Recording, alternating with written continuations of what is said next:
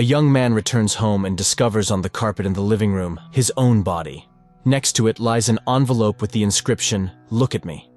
The initial shock is replaced by curiosity as Alex finds a flash drive in the envelope, which he immediately plugs into his computer and on the screen sees just himself. The second Alex reassures himself he is not high and has not gone insane and advises to listen carefully. Thus, it all started with men in black coming to his house.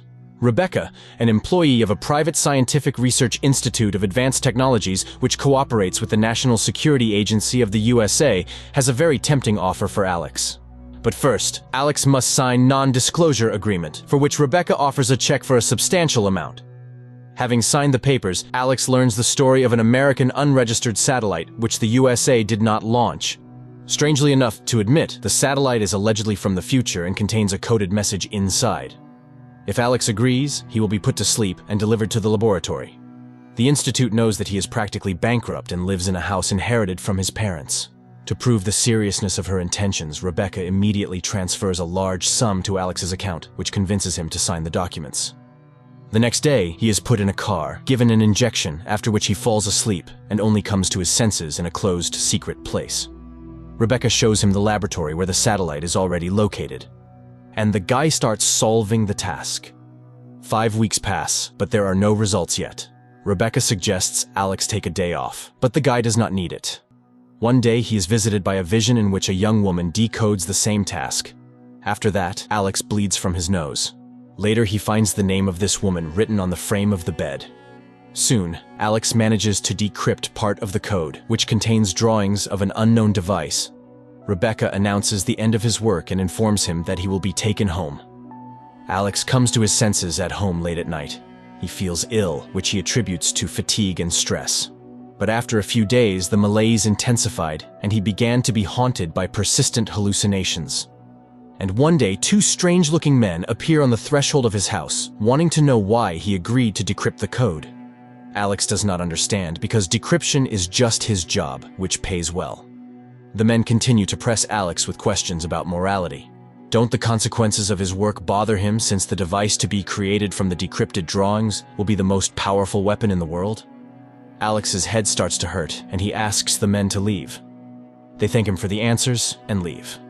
Alex immediately feels better and sits down at the computer, but at that moment, a call comes from Rebecca, reminding him of the signed non-disclosure agreements. An indignant Alex realizes that the institute is watching him, and when he again sits down at the computer in his house, the lights go out. Alex goes outside and suddenly sees one of the 2 men who came to him with questions on the opposite side of the street, but the man's body starts growing before his eyes. Frightened, Alex runs home and looks out the window to see the giant's hand reaching for his window. Alex extends his hand to meet it, and morning comes. Rebecca, who has arrived, finds Alex at work. He tries to explain that humanity lives in 2-dimensional space, and his recent guests are a highly developed civilization that exists not only in space but also in time. They can be in this room but earlier or later, and they can watch what is happening through some kind of window in time. Alex tries to convey to Rebecca the danger of the device they are building, which can start World War III. Then the woman informs him that she knows about his illness, a brain tumor. The guy blames the institute, which placed him in a room with a radioactive satellite, causing a tumor to develop in his brain, and insists on stopping the construction of the device. Alex, in the present, pulls his dead body out of the house and buries it in the forest, then returns to the computer and continues to listen to the story from his future self. Alex, in the future, regrets that they did not want to listen to him because he understood that something ominous was coming. Then he remembers the woman. She is cryptographer. Alex finds her address, but Beth refuses to talk to him. Alex shouts that he is dying. He has 6 months left. After that, Beth opens the doors and informs that she has 2 years left. She also realized that it was a weapon, and the drawing supposedly came from the future. There is another person, Schieferman, who communicates with her through the computer and sends her tasks, which she solves when she feels normal. Beth starts feeling unwell, so a man takes her to the bedroom, while he goes downstairs, where it seems like he sees the girl's life in the mirrors. There she is, saying goodbye to her beloved in military uniform. There his comrades inform her of terrible news, and there she is with a handful of pills in her hand, trying to leave this life. But then his attention is captured by a message from Schieferman appearing on the computer monitor. Alex responds, but Schieferman quickly realizes that it's not Beth and disconnects. The man then grabs a pack of printed papers with tasks previously given by Schieferman. In the morning, Beth finds him on her sofa with the papers glued together. The guy points out to her that all this are pieces of a puzzle which, when assembled, can give an answer. Schieferman clearly doesn't work at the Institute. Alex asks Beth to help stop the creation of a death machine. The girl reports that she fell ill specifically after working with the satellite. She started having hallucinations and began thinking about a message from the future. What if it's possible to contact the sender? She began to hear the voices of the dead and one day heard her own voice. She also saw aliens, though she doesn't believe in them, and asks Alex to leave. Alex goes home, where people in black are waiting for him. Rebecca orders him not to meet with Beth anymore and urges him to use the remaining time wisely. Angered, the guy sends the guests to hell, and upon entering the house discovers that all his papers with conclusions have disappeared. Meanwhile, Beth sees a bright light at her house, which makes her feel sick. The woman screams in fear and tries to hide. Alex tries to drown his thoughts in alcohol when a message from Schieferman arrives on his computer. The guy is sure that Rebecca is hiding behind this nickname, but the interlocutor denies it. At that moment, the doorbell rings. Beth is on the threshold. It turns out that Schieferman directed Beth here and sent her the blueprints of a device capable of destroying the technology from the future. The couple begins developing a virus capable of destroying the machine being created from the blueprints they decrypted through the computer. But the next morning, Rebecca bursts into Alex's house. Representatives of the Institute know about their work and are already on their way there. She gives the name of the Institute's founder and orders to go to him as soon as possible. She is Schieferman and hope to destroy the device with their help.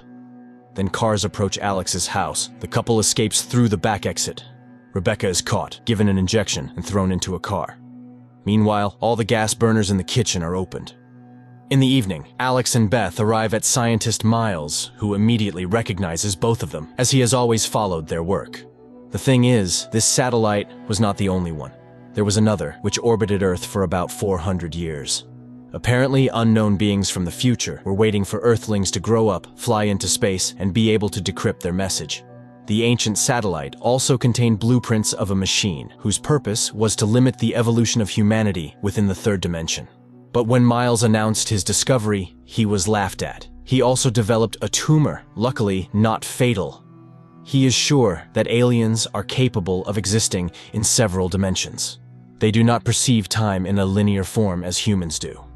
And the second device, which is now being created at the Institute, will likely provide them access to the human dimension. So far, they are like watching a videotape where humans are movie characters.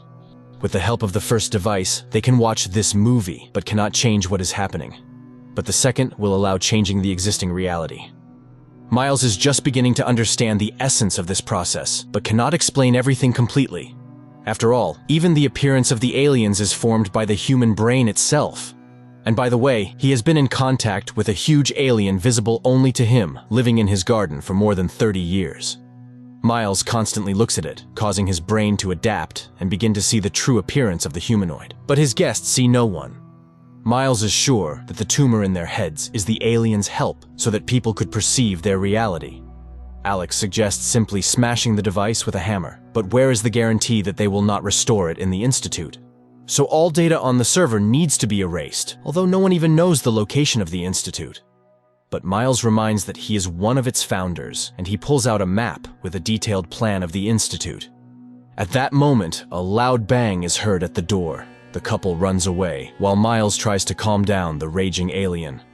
Alex and Beth hit the road and soon find the Institute's building, where they open a hatch through which they sneak inside.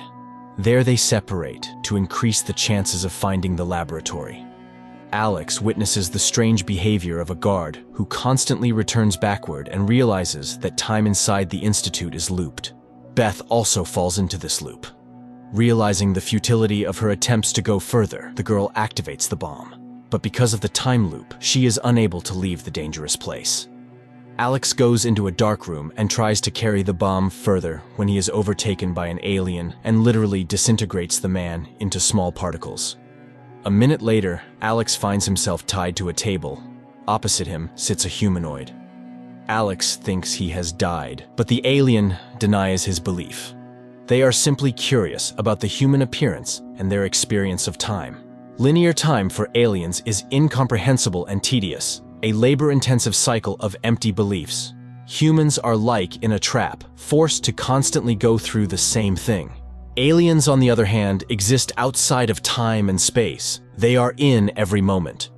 Therefore, causal connection and sequence of actions for them is a mystery.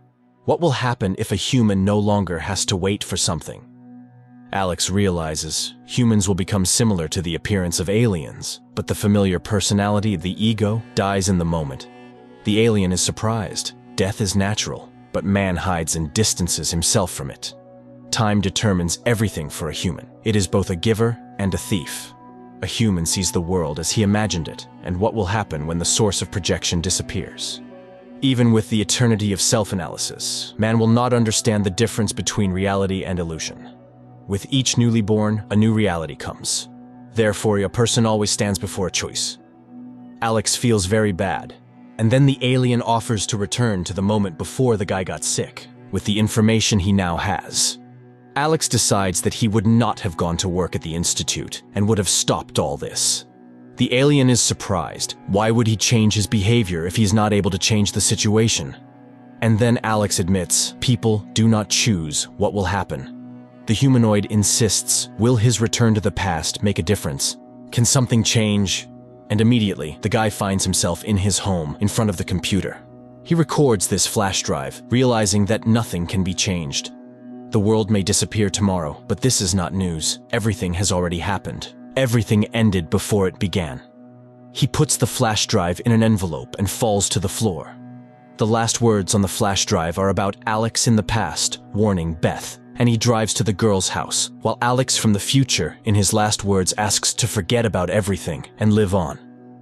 Quite an interesting movie that makes you think, what if the concept of time really does not exist, and we live only here and now in one single moment? Who made us believe that there is a past and a future? And is it true that a person does foolish things, not thinking about how his thoughts and actions change his own future? Friends, write your opinion in the comments.